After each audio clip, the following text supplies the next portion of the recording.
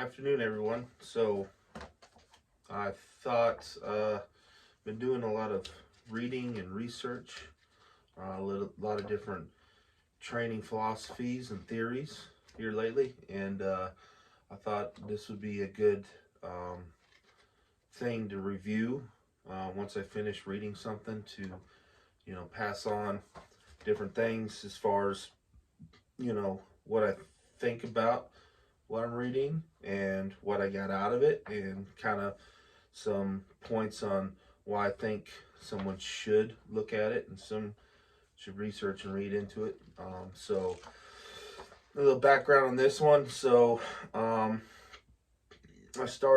heard about this individual through a podcast, through the Table Talk podcast with Dave Tate.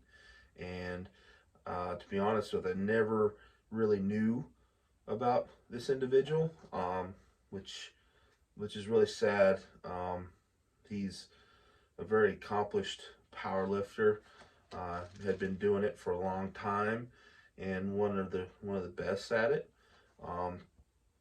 And he's also got a good backstory as far as, well, it's kind of a play on words, a backstory, but he's got a cool backstory of how he's had to overcome some things with as far as back pain and issues with being a competitive lifter and kind of going through all that. So I heard about Brian Carroll from the Dave Tate's Table Talk podcast, and he's very interesting.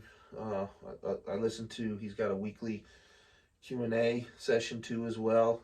He's more focused on the rehabilitation side of things. He really he's a Stu McGill practitioner as far as back mechanics and alleviating back pain for individuals and things like nature. So heard about him, heard his story. I thought that was a really cool story. So I purchased his book, 10-20 Life. His training philosophy he's kind of developed over the years, and how he trains and everything like that. So I wanted to kind of go over it and kind of review it and hit the highlights and kind of give you my take on it, what I took away from it. So 10-20 Life, his book is really his training philosophy. And I think the main thing I took away from it, and what I really, really liked about it, because I'm not a world-class power lifter by any stretch of the imagination, but the value and the idea of having an off season and a contest. And I think that's where he calls it the 10-20 life, because you're going to be prepping or getting ready for a contest either 10 to 20 weeks at a time. So he really values and stresses the fact that you need to have an off season. You need to take it down a notch. You need to lower the intensities, and you need to train a little different on the off season. But then also too, when you go into contest prep, you need to really kick it up a notch and be really focused and dialed in. And for him to be able to kind of balance them was something that he did, and he kind of outlines here as far as what he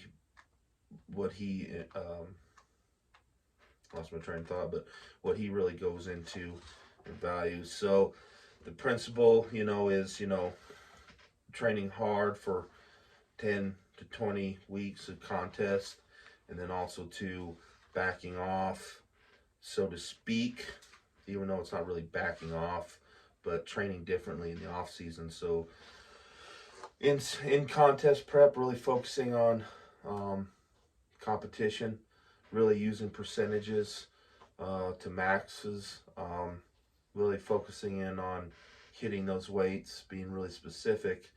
But on the off season, really focusing in on RPE, which is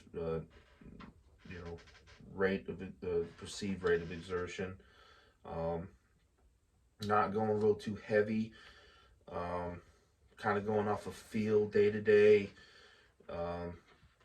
Making sure that you're still training, but you're also training smart. You're not going percentage all the time, which I know a lot of coaches really put percentages in there. And I think the reason why they do that is because people who start off lifting or really working, they don't really know their 1 to 10 scale on that rate. So it's easier to put a number in there to give you an idea of really what to hit and how hard to hit it. So this is really kind of, you need to know what your 1 through 10 rate of exertion is, and then really being cognizant of that. But it gives you the ability in the off season to really just see how you feel and how you feel that day and work up to what you need to on that particular day.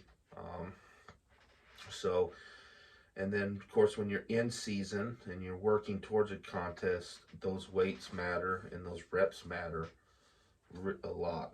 So he gives a lot of different variations on his programming. His main thing is the difference between off season and pre-contest, the different options, 4 days a week, 3 days a week. And he really stresses the deload, right? To really give your body the rest it needs to recover.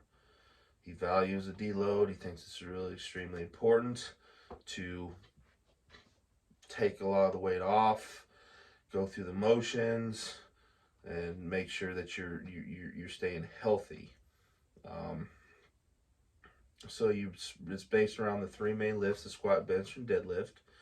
Working up, doing those things. Off season, you'd using your RPE,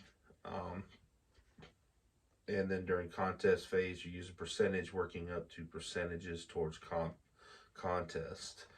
Deloading, like every 4 weeks, you have a deload. Take the weight back really far back to around 50% or so, doing the main lifts, and also he also gives them a good index on warming up. So as I said, he's a big McGill practitioner, so he throws in a lot of bird dogs, suitcase carries, farmer's walks. Really preaches the fact that you need to kind of stay conditioned, going on walks, multiple walks during the day, keeping that up. But his warm-up index is really cool because it's really about when you warm up, it's not hours of foam rolling and stretching and all that. If you have your program set and it's got it going through the day, you're going to grease the groove, as he would say, do exercises specific to that, your main movements, warm those up. And the warm-up can take 5 minutes, it could take 20 minutes, it could take 30 minutes. Just depends on how you feel that day, but you really want to be feeling good in those movements before you start taking on your workout. So his warm-up index and what he prescribes is really cool. I actually use that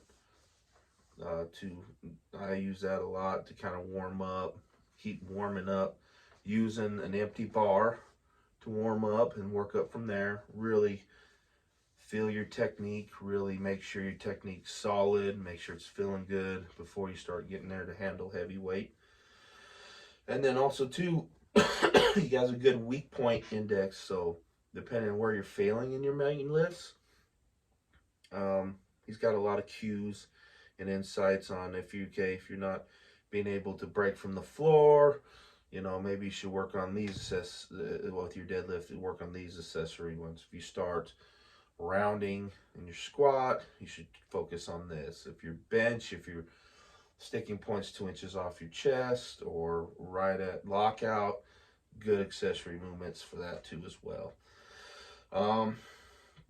He touches a little bit on nutrition, so kind of when to eat, what to eat, a pre-workout meal, an intra-workout, you call it a meal, could be a Gatorade and a nutrition bar or something like that, and then a post-workout meal. So there's a lot of and then he has a very in-depth guide into the 3 big lifts, the squat, bench, and deadlift, and cues and things like that to be able to get you going. So kind of wrapping it all up, it's a very good book to read, especially if you want to do your own programming, or if you just want to learn more about programming or how to um, set out a training modality for yourself. It's a very good book to read. Um, I like the philosophy, because, if you start getting really involved in powerlifting competitions, you will realize that it does consume your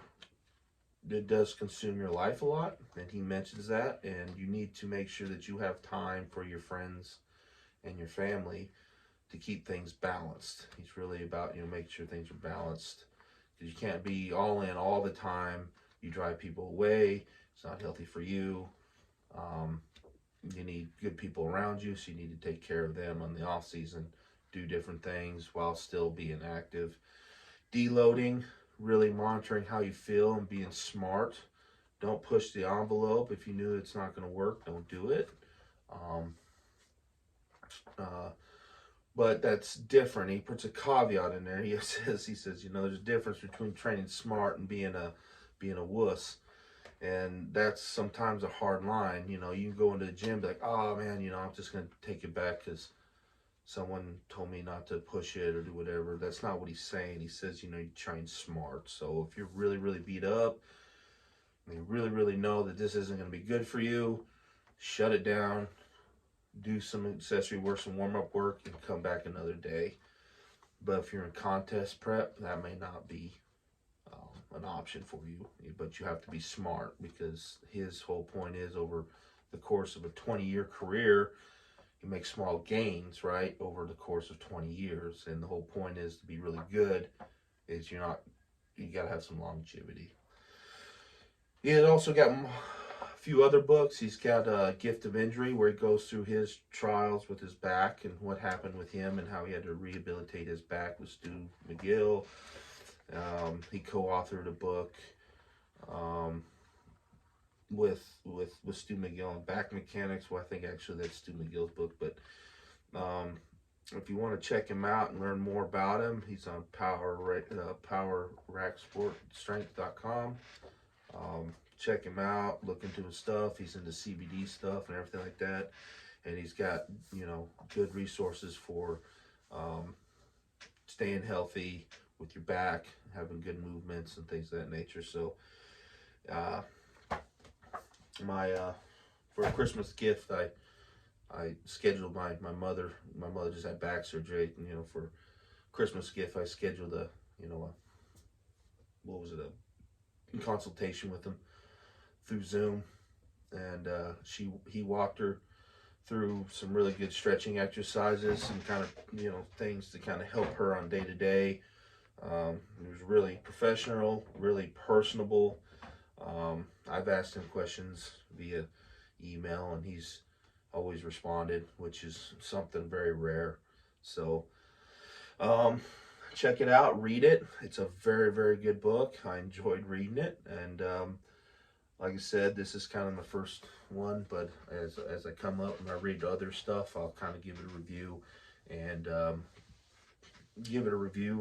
then tell you why you should read it and what I learned from it. So I appreciate you watching the video, and hopefully you check him out and buy his book, because it's really insightful. So until next time, catch you all later.